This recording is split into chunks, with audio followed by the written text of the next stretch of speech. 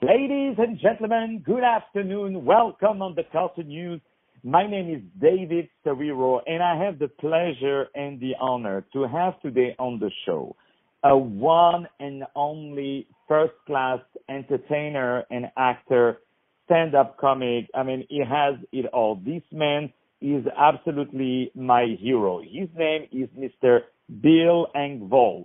He's an American comedian and actor who is best known for his work as a stand-up comic. He is a member of the Blue Collar comedy group, but he has starred in many movies and also several TV series. And today he's on the phone to talk about two things. First of all, a great movie that is coming out, a phenomenal movie. It's called Wish for Christmas, where he's playing the part of Santa, and you can just not imagine for a second a comedy legend like Bill ENGVALL playing Santa. You can just imagine the tone of this Santa, how funny it must be. And from the trailer, which you can watch on YouTube, I'm sure you're going to have a good idea of the movie. And also, he has released, and I can not thank him enough for it, a comedy special on the Walmart special platform that is called Voodoo. So, ladies and gentlemen, please welcome the one and only Mr. Bill ENGVALL. How are you, Bill? Well, David, I don't know if I can follow that introduction or not. I'm I'll sure tell you what, can. when it's my time to leave this earth, I want you giving my eulogy. Eulogy, right? Well, don't worry. I will be more than happy. Well, first, I think I would be very sad, but I'm sure we can. We'll find a way. So, Bill, I know how busy you are. I know your schedule is like crazy because you're constantly either on the road or filming. So I really, really appreciate that you're taking some time out of your busy schedule to talk with me today. That's really, really, really a pleasure and an honor, really. I mean that from my heart, really. It's an honor to talk to you. Oh, thank you, my dear friend. So for the few people who don't know you, I'm sure there are two people somewhere in Alaska who don't know you. Why don't you tell us a little bit about yourself? Where are you from? Where did you grow up? And also, I'm always very curious to know what brought you to comedy. Well, I was born in Texas, and my father was in the public health service, so we moved around a lot. So, and I'm not a jock, so the way I made friends quick was I was the funny guy.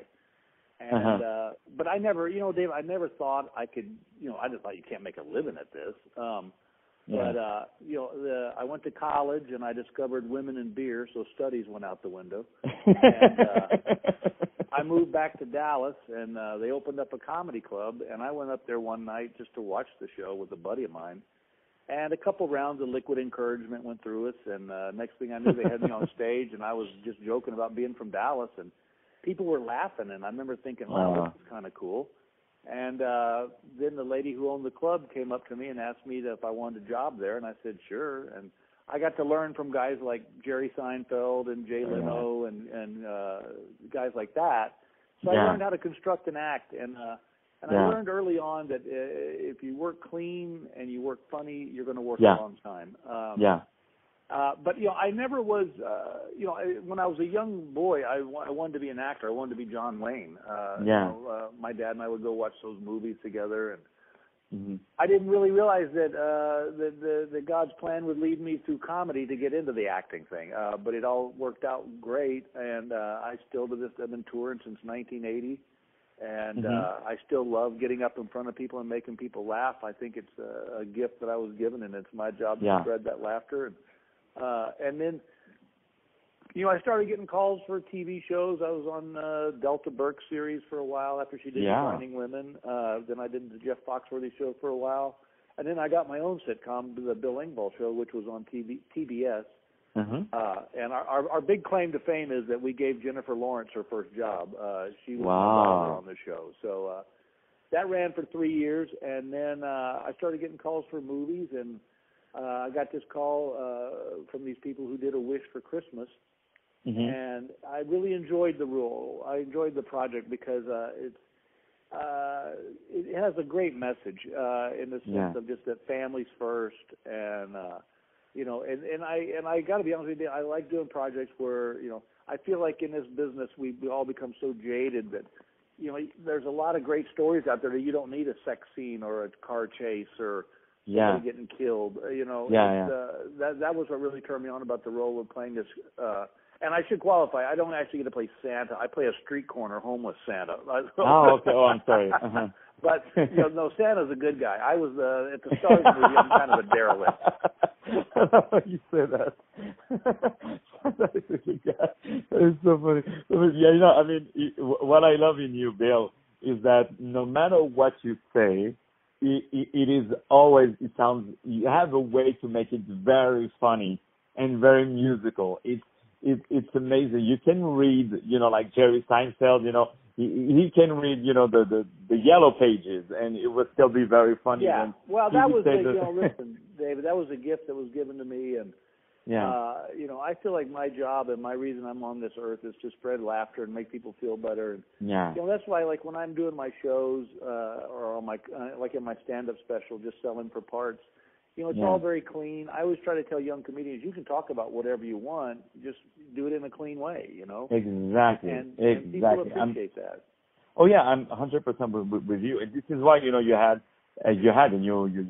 having this huge success with all audiences. There is not you're not talking to only one community, but everybody they go to your shows. So that's really, and you made me laugh so much, all your great, your great, comedy albums like Here's Your Sign, and there are many others. We're going to talk about it. I want to talk about one thing. It's very rare that stand-up comedians, they have the gift to do the transition into movies and do really a role and to be really an actor, because a lot of comedians out there, I'm not going to say who, but a lot of comedians, they're always playing themselves. You know what I mean? Right. Yeah. But you have this quality, Bill, that you can really play anyone and always bring in your touch. Like, you have really this quality. Is there anything you want to say about it? Well, I think that's thank you. That's a very nice compliment. Yeah, I do. I see that a lot too. That guys are just playing themselves, and I love acting. I love being able to crawl in the skin of a character and bring it to life, and have it have its own personality, but also it has little parts of me in it. And so, listen, I've played, like in this Wish for Christmas, I play a homeless street corner Santa. I shot a movie 2 weeks before that where I played a murderer. So it's wow. Yeah, and I do that a lot for me, David. I always wanted to stretch myself. And I like to stretch my fans too. I don't want them to I don't want to be that one joke pony. I want to show that I have versatility, and hopefully people will see these movies and go, hey, I could put him in that movie. And I think it also helps my stand-up in the sense of the performance. I don't ever want people just to go, oh, we watched Billy. I always tell people, when you're going to come see my show, I don't want you to think like we're going to see a stand-up comedian. I want you to think more like we're just sitting around your living room and I'm the funny guy doing the talking. Yeah. This is why, I took the liberty to introduce you like an entertainer, really, because you really, every time we watch your show, I almost see a theater play, because we are really immersed into the situation that you're creating. It's not a one-night jokes or jokes one after the other. It's really like a play that has the beginning and a middle and an end. And of course, it's funny from the first step you put on stage to the last one. It's really, really, really funny. So I really appreciate all the stuff you said, because that's exactly how everyone is feeling when they're watching you. They're really, really enjoying you. And also, you appeared in the stand-up routine on the Tonight Show and the Late Show with David Letterman. So how was it to do all of that? I'm sure all the comedians, they're like freaking out before going on this TV show. How did you feel? Well, when I got to do the Tonight Show with Johnny Carson, I will tell you that I was as nervous as a new father that night. Yeah. And even with Letterman, those are two feathers in my cap that I'm really proud of. Wow. The fact that I was able to make an appearance on those shows. But it's for me, it's you get where I hope I never get to the feeling where I feel like, oh, it's just another show I'm doing. Because if it's not exciting and if it's not a little bit nervous, then I don't think you're really giving it what you need to give. If it's become that blasé to you, then you probably shouldn't be doing it. But to kind of talk about put it in what you were talking about earlier, when people see my show, I always tell people, I think of it like this. Think of it, my show is like a 90-minute story that we just weave in and out of different subjects. Exactly. That's what I meant. Yeah, that's amazing. Yeah. So it's amazing that you did with Johnny Carson. So how was it to be with him? Oh, it was great. It was everything I thought it'd be. It just went by too fast. Yeah. No, I can imagine. Those 5 minutes that you were doing, they must have felt to you like it was an hour, right? Yeah, exactly. No, it was really special. He came by the dressing room before the show and said hello and said, "Hey, have a great set. Just do what you do." And I'm like a little kid going, "Oh my God, you're Johnny Carson." Yeah, no, he's definitely part of the American heritage and the American culture. Oh yeah, definitely. So now we jump to a fantastic. First of all, you did. You were a game show host. I want to say you participated in Dancing with the Stars. You did all this great tour on Blue Collar Comedy Tour, which, by the way, if you haven't bought the DVD, just move yourself very quickly and go to buy it and have some great time. Now we are moving to this great movie where you are playing the part that you just said about this homeless man who is playing Santa. And we're discovering you in another color. Because you're so rich as an actor that you're giving so many colors in almost every gig that you played. As you said just 2 weeks ago, just 2 weeks before you did that, you played a murderer. So we are seeing a new color. So tell us about how this movie was brought to you, that is called Wish for Christmas. Sure. And also, how did you approach that character? Well, the movie A Wish for Christmas, I had done a movie with these people before called Catching Faith, and I like the product they put out. It's a family faith-based movie that just has a great story. So when they called me about A Wish for Christmas, and they told me the plot line of it, which is basically that a young teenage girl, they're going to have their winter formal, but they moved it to Christmas Eve. Yeah. And her parents said that she couldn't go because they'd be in church on Christmas Eve. And so she goes to bed that night all mad and wishes that her parents didn't believe in God. And the wish comes true, and she gets to see what life's like without religion in their lives. And I play and she has to find, she has to find the religion in herself. And I play a street corner homeless Santa that we kind of banter back and forth early on, but then at the end we end up helping each other. She helps me, I help her. And it was just a real feel-good movie, David. It's I think sometimes in this business, as viewers, we've become so jaded in what we think is entertainment that like this movie's wonderful, and it doesn't have a car chase or a sex scene, or nobody gets killed. And you get the message that Christmas is about family, and so I'm all in on that. I want. I want people to watch this and look at their family and go, you know what, we're going to get this together. Wow, that's so true. And the movie is really good, and all the actors, all of you came together so well in this movie. There is a perfect balance during the whole movie. It's really, really a fantastic thing. So what is next for you? What are you doing next after? Oh God, David, I don't know. I guess ENGVALL on ice would be the next thing. But, I don't know. That's a great question because I've been so blessed in my career, and I've gotten to do everything I've wanted to do. I guess what I hope is that maybe people will see these movies and offer me another role in their movie. Yeah. I'd be lying if I said I didn't want another chance at another sitcom. I enjoy doing those. But, you know, I got to tell you, I've got life so good right now. I've got 2 wonderful children that are grown. I've got a lovely wife. We've been married for 35 years. And wow, so congratulations. I just kind of sit back and see what life's going to deal me. I always I told my son a long time ago, I said, life will show you what you're supposed to do. You just got to be open to it. Exactly. You know, and congratulations for your 35 years marriage, because 35 years in the U.S., it's like 50 years in Canada. You know, it's a lot. I think we're in the top 10 now. But, yeah. But now Gail, my wife, has just been spectacular. She's been with me since day one. So it's really fun now to enjoy the perks of the business with her, because she went through the hard times with me, like, you know, we went together. And so now when things are green and good, you know, it's nice to be able to share that with her.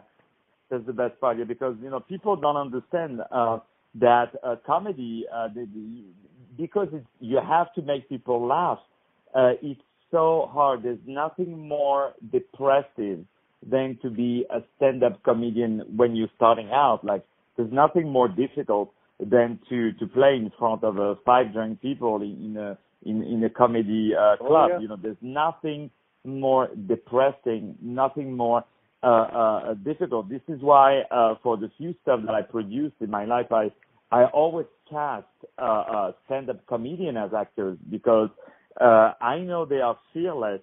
You know, there's nothing that can scare a stand-up comedian, because he's used to rejection more than anybody else in the world. And you got that right. And he will do anything to improve what he's told to do, really. And he's so disciplined. This is why, because in our show, we have a lot of people from the industry, a lot of producers, a lot of investors, a lot of those guys, and a lot of journalists, of course.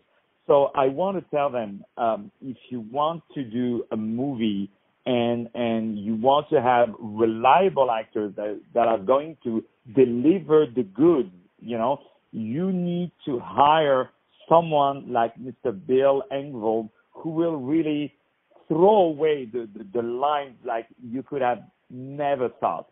And why? Because they know how to work on the text. They know how to sell it, you know, better than anybody. And these guys are very, very, very strong. And I think it's Robin Williams. I don't know if you saw his interview when he did on the inside of the actor studio. Mm-hmm. You know, and he's talking about how stand-up comedians are the best actors possible. You know, I think so, because I think you nailed it on the head when you said we've been out there. There's a movie set is safe. You know, you know, I always tell, you know, I get people always saying, well, how do I know? How do I become a comedian? I said, what you need to do is go up on a midnight show when nobody knows you and nobody cares about you. And they're drunk, and if you can make those people laugh, then you got a chance at it. So, you know, being on stage and stuff, that's what we do. So you're right. When we get on a movie set, and it's like, hey, I can just have fun and play now. Yeah, that's so true. So you can also watch the last show of Bill Engvall that is called Just Tell Him for Part. Which just the title is really, really good. And you can watch it exclusively on Vudu. So Vudu is the Walmart platform. Vudu, I spell it for you. It's VUDU. And you can watch Mr. Bill Engvall. First of all, you need to like his Facebook page. I'm saying over 1,200,000 people. So that just tells you, if you're a producer around, if you're a director, that you have to hire this man, because, hey, that's already more than 1 million people who will definitely go to the movie theater and purchase tickets and go there. So those numbers, they don't lie, you know. So that's one thing you definitely need to do. And, of course, you can follow Mr. Engvall on tour, who is, if you are a venue, if you have a theater, if you are a casino, and you want to sell tickets, and you want people to have a good time, and this is Mr. Bill Engvall. He's the man who will really make the audience stand on their feet to really, really enjoy their evening. And I know for one thing that you know how to bring the big bucks to the venue. That's really no, I know that. I know that for a fact, really. So really, congratulations. And you know, there are no secrets because every time you have a show, you work on it, you prepare it. You just don't go and like take for granted all those years of comedy. You always put yourself working on it. This is why I admire so much stand-up comedians because there's never a night that is the same, right? Right. You get that right, buddy. Yeah, that's true. So, ladies and gentlemen, I had the pleasure tonight to have the one and only Bill Engvall, who is a first-class stand-up comedian, first-class actor, and he's also a writer. I'm sure you have seen him on many TV specials such as Blue Collar TV and many other TV series and movies. He is starring at a wonderful part of a great movie that is called Wish for Christmas. You guys have to go to see this movie and order the DVD, and you can start by watching the trailer on YouTube. And also you have to follow Mr. Bill Engvall. First of all, like his Facebook page. It doesn't cost $1, and trust me, you're going to have some good time just by liking it. And also, definitely go on Vudu to watch the special of Mr. Bill Engvall. And if you have an opportunity to listen to his previous shows, please do it because those shows are classics. That they will never get old, really, because Bill has this unique quality to make it very, very entertaining, as always. If you are a theater out there, please hire Mr. Bill Engvall, and I promise you, your audience will love you for the rest of the season.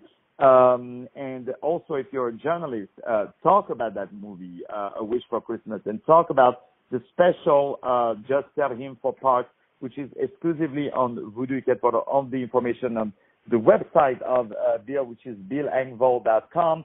And if you are an investor and you want to put and you want to change every dollar you have into $2 or $3 or $4 to invest in everything that has the name Bill Engvall attached to it, will be for you the best investment possible. I guarantee you that.